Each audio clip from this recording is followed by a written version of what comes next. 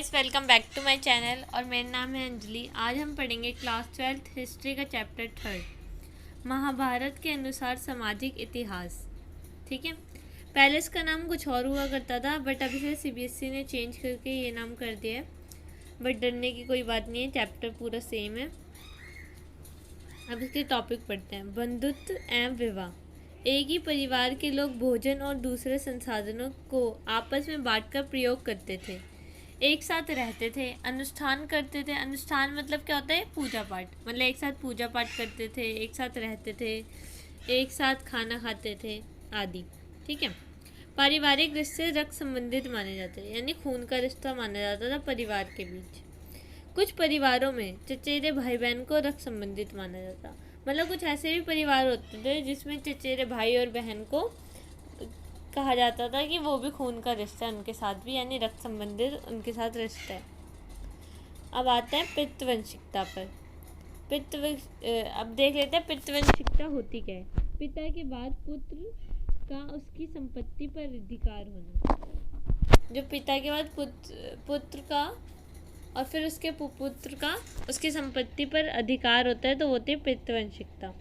अगर कभी पुत्र ना हो किसी का तो वो अपने किसी दूसरे रिलेटिव या रिश्तेदारों को या फिर और किसी को दे सकते हैं अपनी संपत्ति।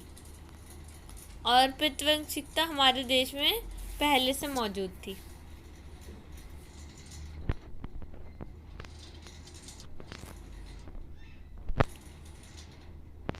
महाभारत का समालोचनात्मक संस्करण।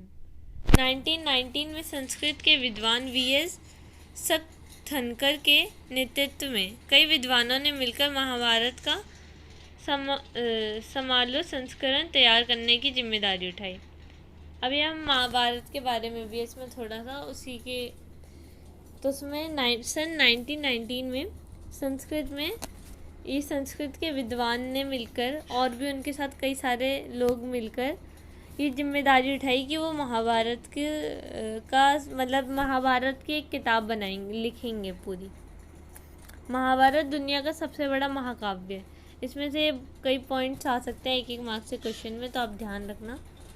महाभारत दुनिया का सबसे बड़ा महाकाव्य है। महाभारत में 1 लाख से अधिक श्लोक हैं। मतलब आप सोच सकते हैं कितना बड़ा महाकाव्य है, क्योंकि उसमें 1 लाख से अधिक श्लोक हैं। अब पहले से इसका नाम महाभारत नहीं था, इसका पुराना नाम क्या था? जय संहिता। ये आ सकता है 1 मार्क्स में कि इसका पुराना नाम क्या था, महाभारत का पुराना नाम क्या था। ये भारत को सबसे समृद्ध ग्रंथों में से एक है। ये भारत के सबसे समृद्ध ग्रंथ में से एक है।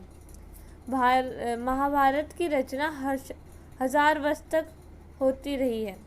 मतलब महाभारत को लिखने में 1000 वर्ष तक लगे हैं। अब आपको पता चल गया होगा यहाँ पे कि महाभारत में 1 लाख से अधिक श्लोक हैं, तो कितना ज़्यादा टाइम लगा होगा महाभारत को लिखने में। अब यहाँ से देखते हैं।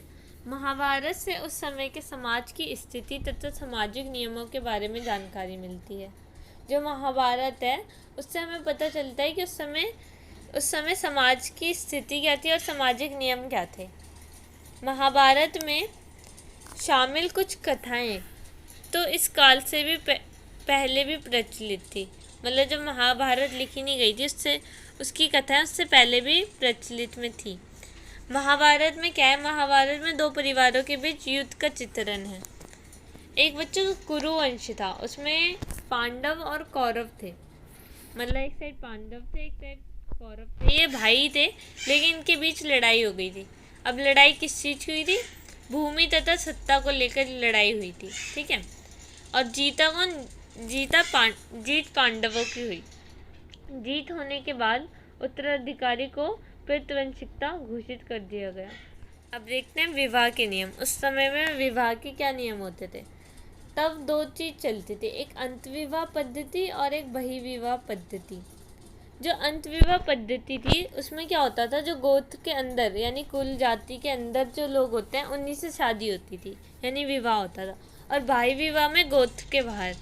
मतलब भाई विवाह वाले लोगों का ये मानना था कि जो गोत्र में होते हैं वो भाई बहन होते हैं, तो उनकी शादी नहीं हो सकती।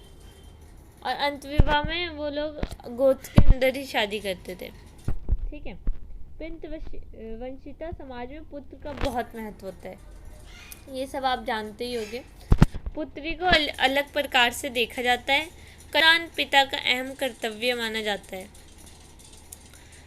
अब देखते हैं स्त्री का गोत्र पद्धति 1000 ईसा पूर्व प्रचलन में आई। इसका मुख्य उद्देश्य गोत्र के आधार पर ब्राह्मणों का वर्गीकरण था।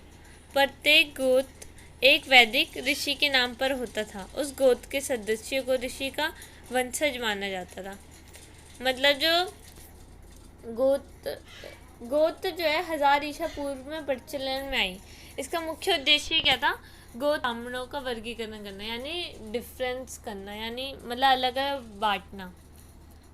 प्रत्येक गोत्र मतलब कई सारे गोत्र होते थे, तो उसमें वैदिक ऋषि के नाम से होते थे वो। मतलब जैसे किसी का कुछ नाम है, किसी का कुछ, तो अलग अलग नाम से ऐसे होते थे।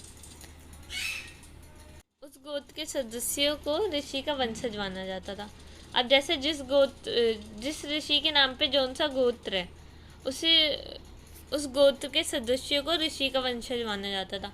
मतलब जिस ऋषि के नाम से आप उस गोत्र के सदस्य और आप उसी ऋषि के वंशज हो। आज के लिए इतना ही। Thanks for watching.